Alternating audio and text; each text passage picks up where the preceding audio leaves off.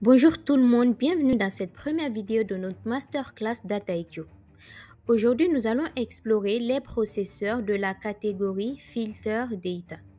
Cette série de vidéos va vous guider à travers les différents processeurs en vous montrant comment les utiliser efficacement pour filtrer vos données, les flaguer, mais aussi les nettoyer convenablement.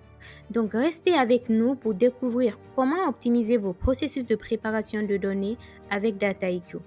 Commençons donc par le processeur qui s'appelle Flag Rows on Value. Donc, en fait, ce processeur va permettre de marquer spécifiquement les lignes qui contiennent une valeur définie dans une colonne donnée. Ce marquage peut être utile pour identifier rapidement des éléments d'intérêt particuliers dans une analyse ultérieure.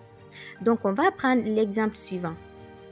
Cet exemple et tout ce qui suivront concernant le filter data, je vous propose ici un jeu de données qui contient des informations sur une cinquantaine d'individus qui ont passé un examen. Donc, ces infos vont inclure l'âge de l'individu, le nom, l'âge, la date, le score à cet examen-là, le statut selon qu'il a réussi ou a échoué à l'examen, la catégorie d'appartenance, ainsi que les remarques. En termes de remarques ici, ça va être par exemple le fait que l'âge est manquant dans le jeu de données ou le fait que le score est en invalide, c'est-à-dire que l'individu a échoué à l'examen ou la date manquante. Donc, pour notre premier exemple ici, ça va concerner le processeur Flag Rows on Value. Donc, pour cela, tous les processeurs qu'on verra dans cette vidéo et les prochaines, ces processeurs, on a dit au tout début de la vidéo de présentation, si vous vous souvenez, ces processeurs sont tous dans le Prepare Recipe.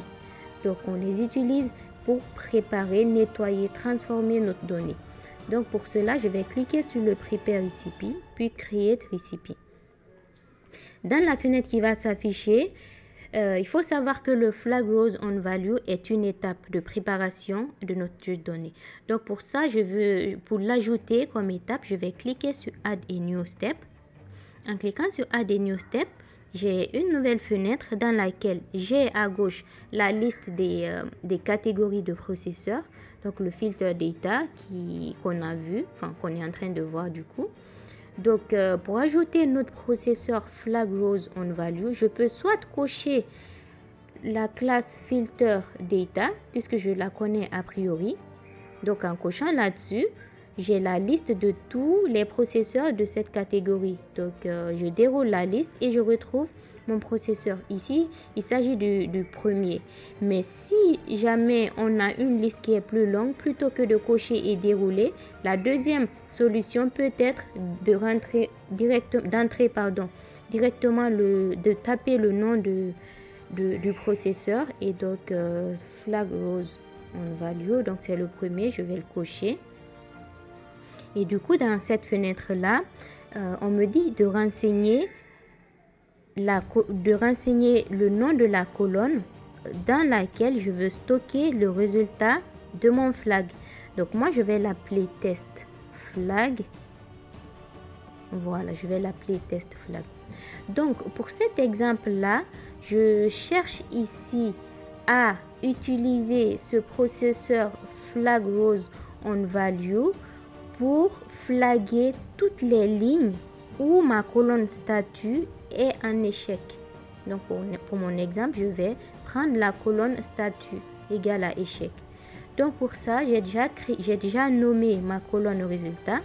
Ma colonne source ici, donc ça va être la colonne statut. En tapant statut, ça me le propose en bas, je vais cocher. Et dans cette partie-là, on a la possibilité de flaguer soit une colonne, on peut aussi flaguer plusieurs colonnes, un pattern de colonnes ou toutes les colonnes du jeu de données. Donc, nous, on va rester sur du single parce qu'on a une seule colonne, la colonne statut à flaguer. Et pour le flag, on s'est dit qu'on veut flaguer toutes les lignes ou colonnes est en échec. Donc, pour ça, je vais déjà copier échec ici. Vous allez savoir pourquoi.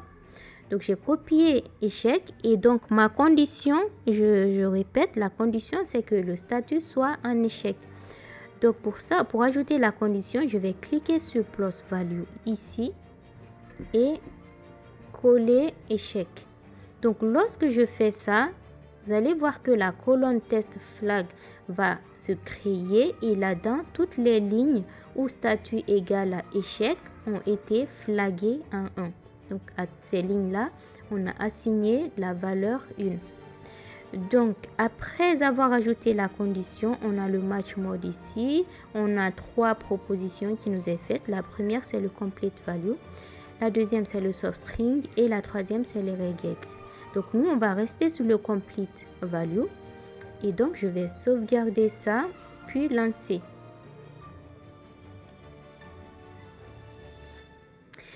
Donc, ça a bien tourné. Je reviens dans les résultats. Dans les résultats, on voit bien que nos lignes où statut est en échec, ces lignes-là ont été marquées et du coup, ça va faciliter leur identification pour une analyse ou un traitement spécifique qu'on souhaiterait faire plus tard.